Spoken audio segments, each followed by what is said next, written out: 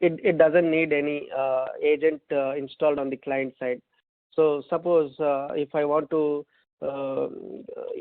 create a Ansible cookbook, saying that uh, generally people use a shell script or PowerShell, the other tools, scripting languages, to create these all tasks into automation.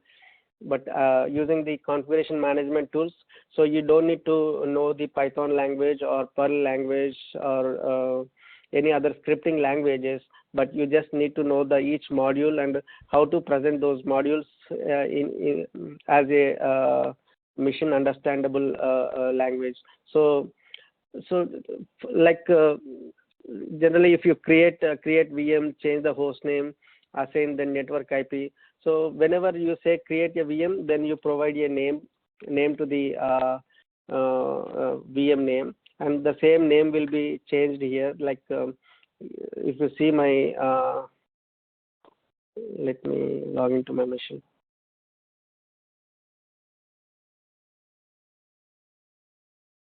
So if you want to change the host name, generally we use the command host name ctl and set host name.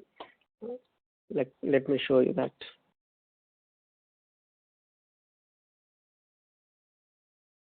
So I created a virtual machine. I created a virtual machine in this VMware. Then I logged into this machine, and if you want, my current host name is Chef Server, but I'm going to teach you the Ansible. This is my earlier class server. So if you want to change the host name, then you use the command called hostname ctl and set host name, and then you give the XX name. So this will change the host name of this server. So we are going to automate these tasks into Ansible Cookbook. And again, you change the network IP address. If you are familiar with Red Hat Linux, then you go to this file. So this is the file where you change the host name. See, if you see here IP address, so the script automatically changes the IP address of your machine. Right now it is 192.168.183.42. So if using the Ansible Cookbook, you can change the host network IP address. And to install the packages, so if you know the Linux, so you use the command called yum install httpd and php. So this is the command where you use to install the packages, but without logging to the machine. So you are going to automate all these tasks using the Ansible Cookbook. So after installing the application, after installing the Apache, MySQL, PHP, now you are going to configure the Apache. Apache, nothing but suppose if you want to configure www.shankar.com, then so those configure what are the parameters to be changed to make that web server response to www.shankar.com. So these changes can be automated using the Ansible Cookbook or the Chef playbooks. So again, copy the content. Suppose if you have your content in your GitHub or Git, so using the GitHub, you can import the data into your Apache folder, and you can up the website. So generally, this is the basic tasks which will be assigned in each company. So this is the DevOps engineer task, and if it is build engineer, so what build engineer does is so when the developer develops the product and he checks in the code into the GitHub. So when his source code is he writes all the programs, and he checks into the GitHub saying that I am done with this. This is the version 1.0. So from there, the build engineer what he does, he configures Jenkins, saying that the source code is ready in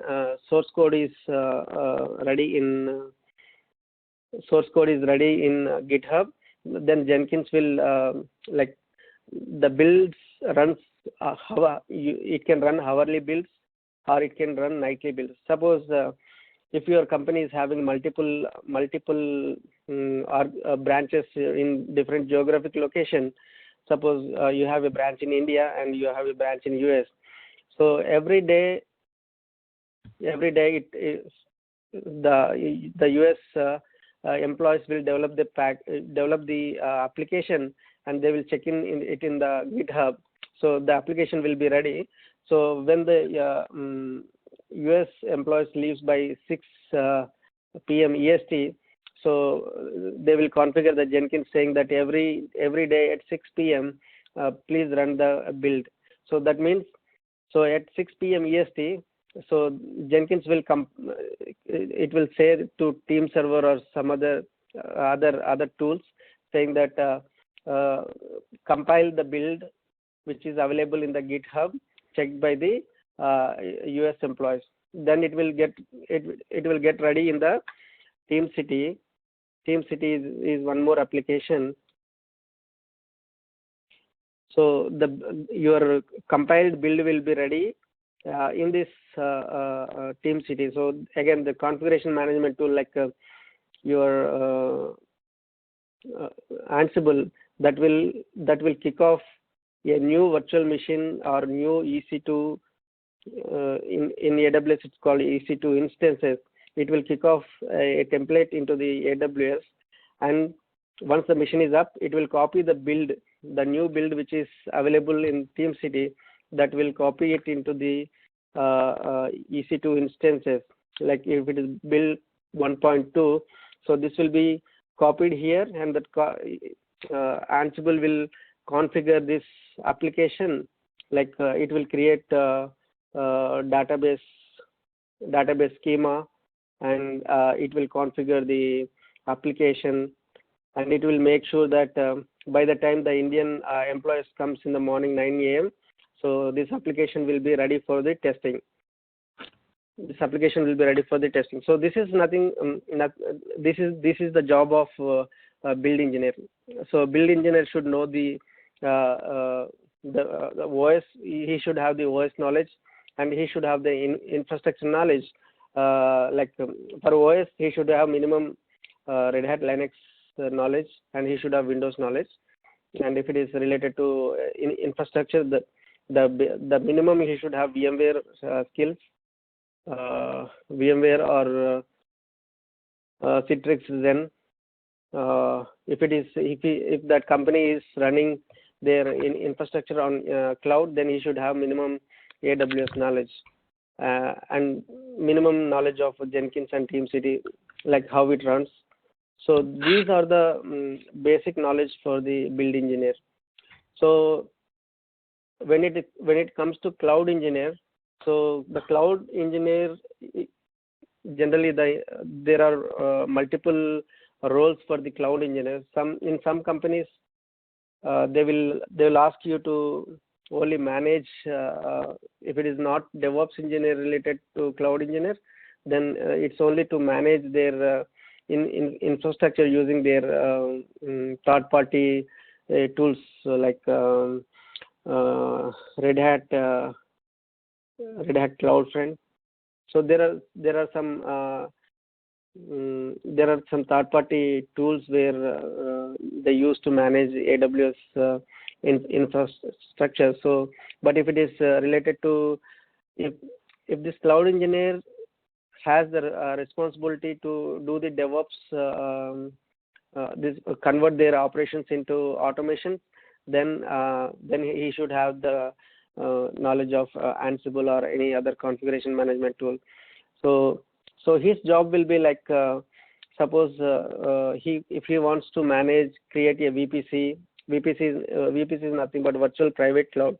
Like every company will have their own VPCs, segregating, like for generally in my company, so we use for development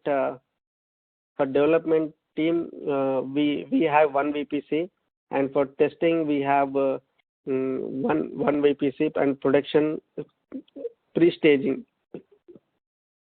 This is called pre-production or staging. So why I am telling all these things, because if you don't know the technical part when you are attending in the interview, you can just tell them this overview, saying that what is your roles in your company, what you do when you go to the office, or how do you like basic questions can be answered using these things, so that they will understand that you have some minimum basic knowledge of DevOps. So these are the basic questions when you go to the interview, and they will ask you how many types of environments you have. Then you should say that I have four VPCs, like saying that each VPC is dedicated to each team. That is, one is the development team, the other one is testing, and the third one is staging or pre-production. In some companies they say pre-production, and in my current company we say staging. And when it goes to the production, the last stage is production. So these are the 4 stages. Like when the developer completes his development task, so it comes that what the particular build will come to testing. So when the testing is done, and if he sees any bugs, or like there will be a tool for every company, like to report any bugs on the application. Again, when the bugs are reported, again that like Bugzilla is the app. Bugzilla is the app to report the bugs in the company. Like I use generally in my company we use Bugzilla. So when it is reported, then the developer takes that request, and he resolves that issue, and he releases in the next build. Suppose in the current build 1.2 build, there is an issue. When the tester when the QA engineer finds the issue, so he informs the developer, and the developer fixes that issue in the next release, like in 1.3. So when all the issues are resolved, then it goes to the production, in pre-production. Here they will test the same product. So here they use the dummy data, like suppose if it is a bank, they don't use the current database. They use some 2 years or 4 years back data. And when it is moved to the staging, so they use 1 week or 2 weeks before data, so to make sure that everything is working fine. So here you will have the production data. Here you will have in the staging or pre-production, you will have the production data. So once the application is running properly with the current production data, then in the maintenance time, in the maintenance period, that build will go to the production. So in AWS, again, if your application is running on-prem, pushing to the production will be different. And if it is in the AWS cloud or some other Azure cloud, so the process of moving your new build to the production is different. So I will explain you in the future classes. So for the basic requirement, so you have to take two virtual machines. So I have 2 virtual machines here, and this is one machine, and I have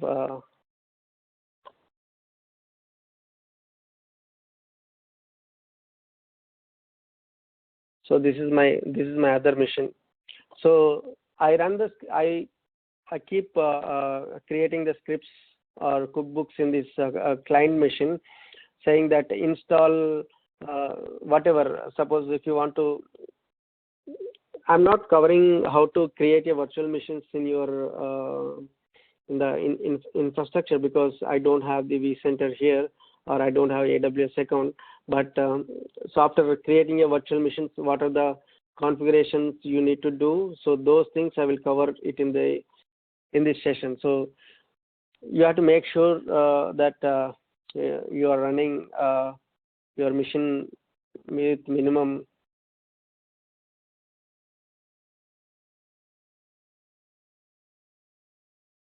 you see here, I'm running 7.2 version. So if you don't have a Red Hat Linux Server 7.2, you can also use CentOS version.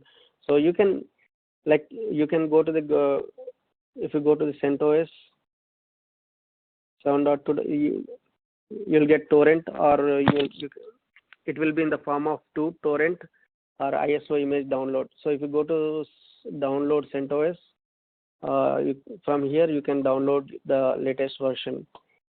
So which one you want to download, DVD, ISO? Yeah. So you see here via torrents. So you can also download it if you are have some VPN. You can download it through torrents. So, or you can use any of this link to download CentOS 7 version. So here they use the major version. So whenever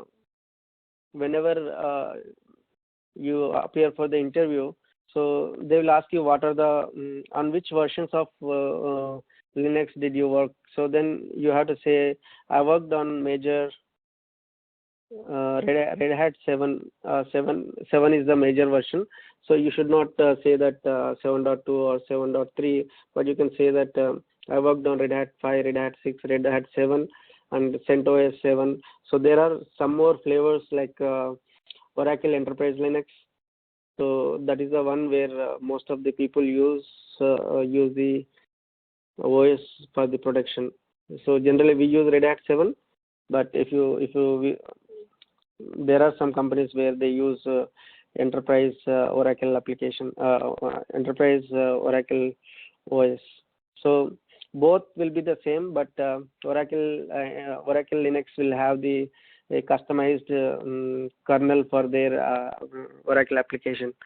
So generally Red Hat Linux is the open source. Only the it will be commercial when the support to get the support on the for the OS, then it is commercialized. So you are free to use Red Hat 7.2 or any Red Hat 7 version, but if you need support on that OS, then you need to pay. But for this training purpose, you can use the Red Hat 7 version, or if you don't get the Red Hat 7 image, you can get the CentOS from this link. Okay, I can share you the link here itself. So from this link, you can use any of the links and download your ISO image. So once I hope everyone knows the installation of Red Hat Linux on your virtual machine.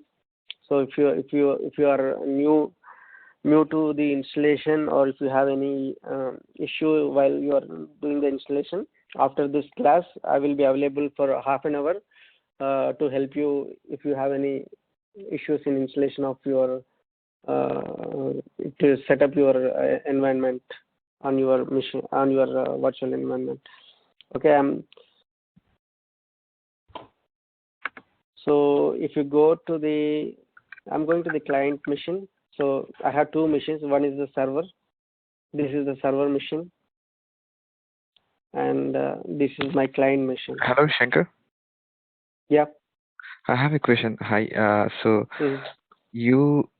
you install two virtual machines into your computer? Because I could see one left to the Microsoft. That's a VM workstation, right? Yeah. This is my generally.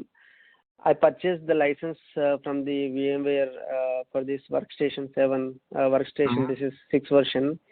So if you see here, these are my servers. These are my virtual machines. Okay, so you installed different what? Yeah. So this is these two are for these training classes, and this server 1, server 2, and a lab IPA. This is for other training sessions. Okay.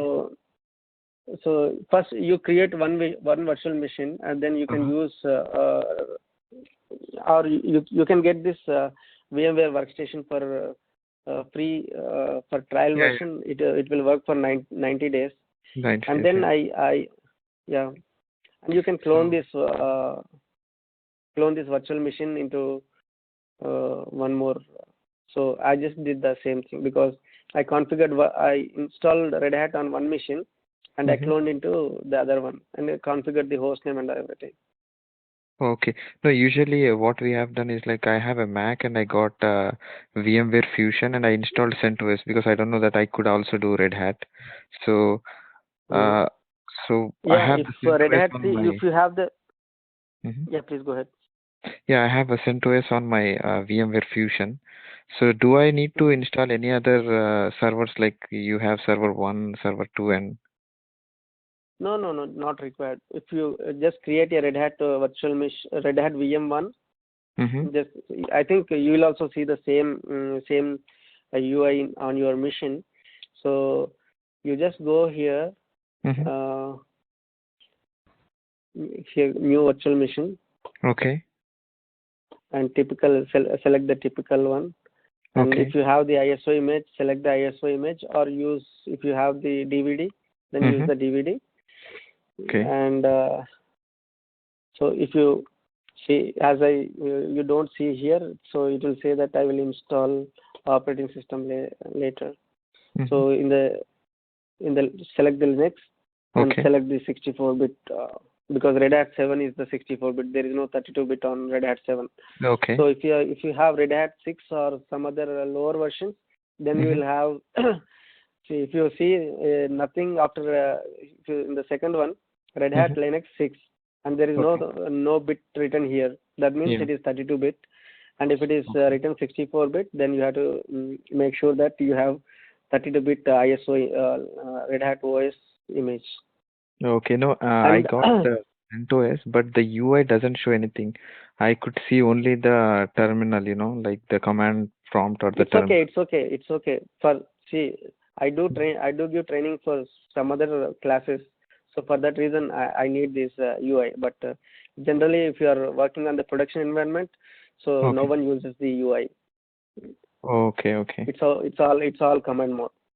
Okay. Okay. All right. And see, this Ansible can be used on whatever you see here. Mm-hmm. You see all the versions like Asia, this Yeah. Asian servers, CentOS, Yeah. Debian, Fedora is nothing but Red Hat, so open source, Mandrake. So these all Linux can be you can automate using Ansible. So you can use any of these machines. Like you can also use SUSE Linux. But Okay. let's go with the base one. Like so, all the trainings will go with Red Hat or CentOS, so that the same flavor you can work on. If you know this flavor, you can work on different flavors because the commands seems to be the Oh, same, okay. but little bit changes when you go to the Debian or Ubuntu. Okay. And the Ansible you want on the Red Hat OS, like the Linux on the virtual machine? Any one mission. So you should make sure that both your for this training session, Uh-huh. make sure that your server and client have the same OS. Okay. Okay. Yeah. And I will share you some documents like if suppose let me show you how to install your Ansible.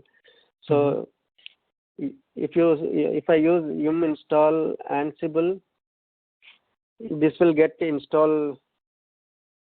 So it will fetch from the it said it's already installed. So generally, if you Is that the because I same was command using that processor? Ansible. No, I'll show you the command. Okay. So how it works, I will show you that so that you don't get confused. Mm-hmm. I hope everyone got their Linux machines on their boxes because I'm going to cover lot of modules. I mean to say, like I will tell you how to drive. Like if you're driving your car, like I can tell you, I will give the instructions like how to drive the car, but I can't take you to each and every, like suppose this Ansible will be working with Azure, it will work with AWS, it will work with Google Cloud, it will work with VMware, it will work with OpenStack, it will work with OpenShift. But I'm not going to cover how it will work with each and every cloud vendor. But I will give you how to make use of the syntaxes to run your code onto different modules. Like each for AWS, you will have each module like EC2. Like if you want to install application on your Linux machine, you'll have there are a couple of modules where you need to understand. Look, I will help you in putting this your tasks into cookbooks or cookbooks on this Ansible tool. But you should use your common sense, and you should use the Ansible doc for the each module, and you should frame your roles. Okay, so this is your fresh machine. Think it as a fresh machine. So when you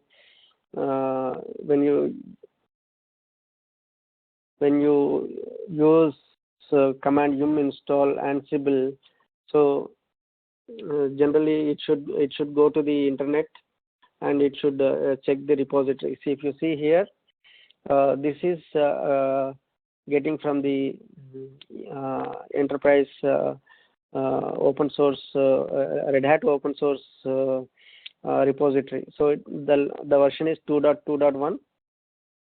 Okay, if I say Y, then it will yes to get installed. The installation size is 21 MB, 21 meg.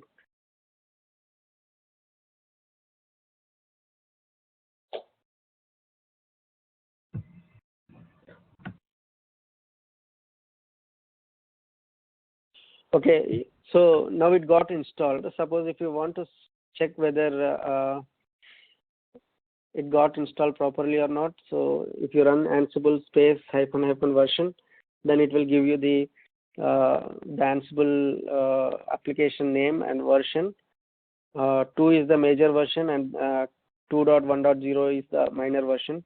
And this is the configuration file of your Ansible application. And suppose see, I configured my virtual machine, so it got installed quickly, so without any issues. Suppose if you run this yum install Ansible, and if you don't see anything going on here, so I'm going to share you some files, Dropbox share, so where you can give me a minute.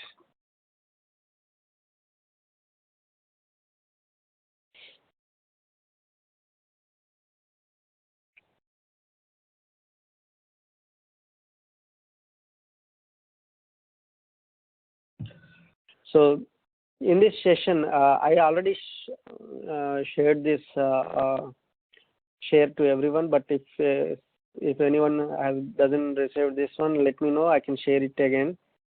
So you see this files .repo, CentOS.repo. So out of these things, just copy this epel.repo.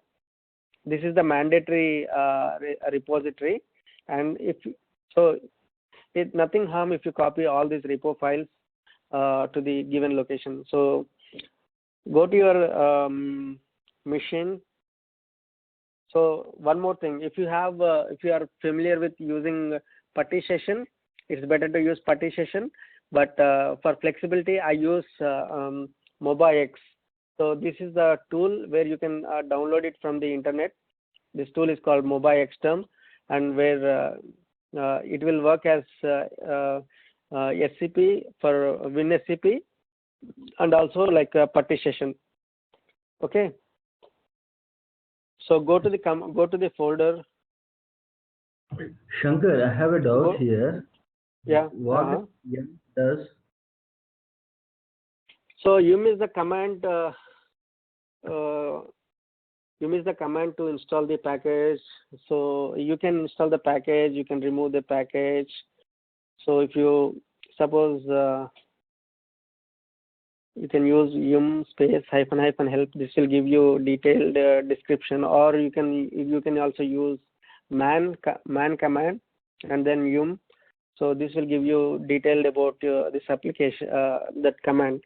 So yum is nothing but it's a command to install the packages on your Linux machine. So you can install the packages, you can update the packages. If you see here, it will install the package, it can update the package, and if you have the update is nothing but if you have already one version and if you want to update to 1.2 version, so then it will do the update. And if you want to upgrade, that means like for even the kernel so when it does what is the difference between update and upgrade? So update is nothing but if small patches required, if any application requires small patches, then it is called update. And if the total system, like even the kernel of your machine requires an update, then it is called upgrade. Okay, the minor ones are called update and major ones are called upgrades. And you can remove the packages. And suppose if you want to, this will also resolve the dependencies. Suppose if you are installing the PHP or any other application, so if you use RPM is also command to install the Red Hat package. Generally RPM is nothing but Red Hat package manager. Or if you want to know about all this, if you're not familiar with Red Hat Linux, so I'm going to share you the Dropbox link, so where you see my previous Red Hat training classes here. I don't think it covers all the things, but some of the classes have got recorded here, so you can go through these training sessions. Okay. Sounds good, Shankar. I mean to say that it reaches server. This is client, no? It reaches server and pull the software, or how it will be pulling the software? No, I'm going to cover those things now right now. Okay. So whenever Okay. you run the, I'm going to cover those topics right now. So how the yum package works. Okay. So when you say yum install some package name, so first it will check the it will go to the it goes to this file. Okay, it goes to this folder and it checks for all the files which ends with the repo. Okay, so one moment. Yum. So when you run the yum install command, then it will go through each. Let me show you that. So I run the command yum install squid. Okay, so if you see here CentOS, you see the repository name CentOS. This one, if you see this, these are the configuration file for each repository. If you see the CentOS.repo, so this particular file contains in CentOS repository. CentOS repository is nothing but this is a CentOS repository, and this repository's configuration file is this one. If you go into the configuration file, so this is the configuration file, and where is it checking? It's checking in this is the web server. So it's going into the repository service server for this CentOS is mirror.centos.org. So it goes to this particular location. Let's see what's there in this location. Okay. Instead of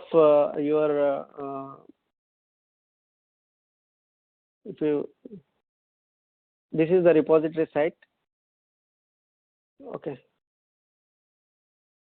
We don't have the permission to see this, but this contains all the packages, related to 7.2 version. If it is OS, and again it is if it is starts with ends with x86, x86 64, then it contains all the 64-bit RPM packages. So if you use the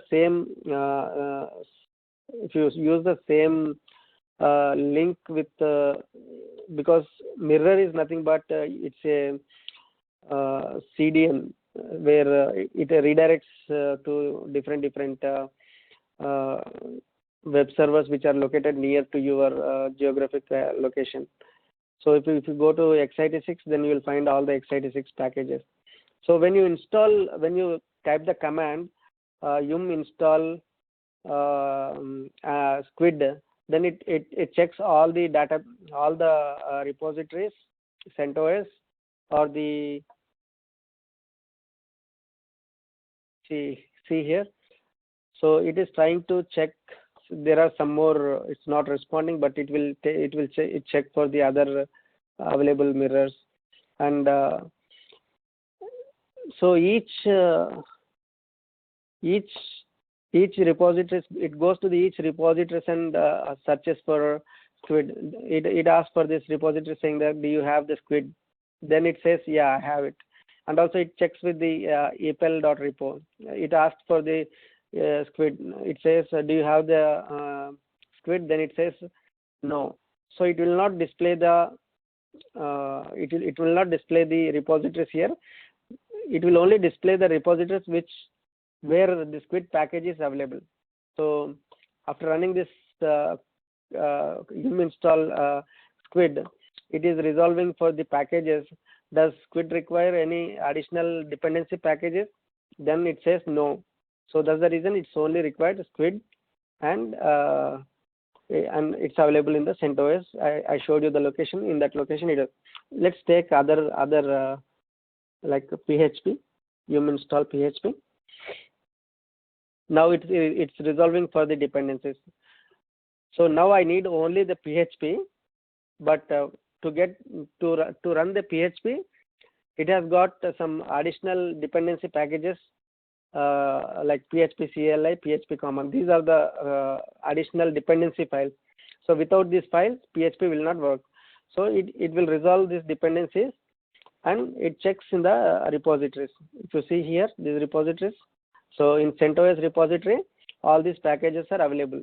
So if the same package is available in multiple repositories, it will show you the multiple repositories here.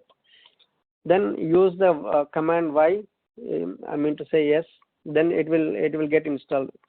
Right now the mirror.CentOS is not reachable. So that's the reason it is not getting installed. If this is reachable, then it will get installed. 404 error is nothing but the file not reachable in the web server. Okay, and so once it is installed, so you need to check the Ansible is available from the. I'm sorry. Go to the etc yum.repo.d. Okay, go to this folder, and you see generally when you install the OS for the first time, you don't see all these 4 repo files. You only see this redhat.repo, and you don't see all these next 3 repo files. So you need to go and copy it from your machine, download those repo files, which I am going to share it to you. So this is my Dropbox. This is my Linux station. So take this one and copy it into this location. So go to etc yum.repo.d. Why it is.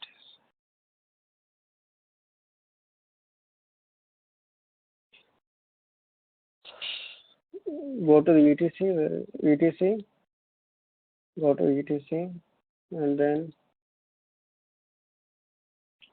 repo.d, and just copy this file here.